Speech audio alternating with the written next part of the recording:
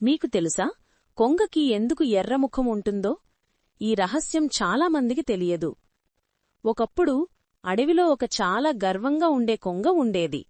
అది ఎప్పుడూ ఇతర పక్షులను చూసి నవ్వుతూ, ఎగతాళి చేస్తూ, నేను ఈ అడవిలోనే శక్తివంతుడిని అని చెప్పుకుంటూ ఉండేది. ఒకరోజు అడవిలో భారీ తుఫాను వచ్చింది. అందరూ చెట్ల మధ్య దాక్కున్నారు. కాని ఆ కొంగ మాత్రం గర్వంతో, దంభంతో, నన్ను ఏ తుఫానూ తాకలేదు అని బయటే నిలబడిపోయింది. తుఫాను మరింత బలంగా మారింది. మెరుపు ఆకాశాన్ని చీల్చిపడింది. ఒక భారీ మెరుపు నేరుగా కొంగపై పడింది. అది చనిపోలేదు, కాని దాని ముఖం పూర్తిగా ఎర్రగా మారిపోయింది. తర్వాత అడవి జంతువులంతా ఇలా చెప్పారు: గర్వం ముందు పతనం. అదే కొంగకి శాశ్వత పాఠమయ్యింది.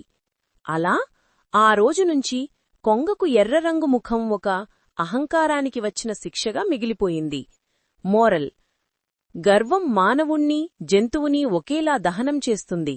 వినయం ఎప్పుడూ రక్షిస్తుంది.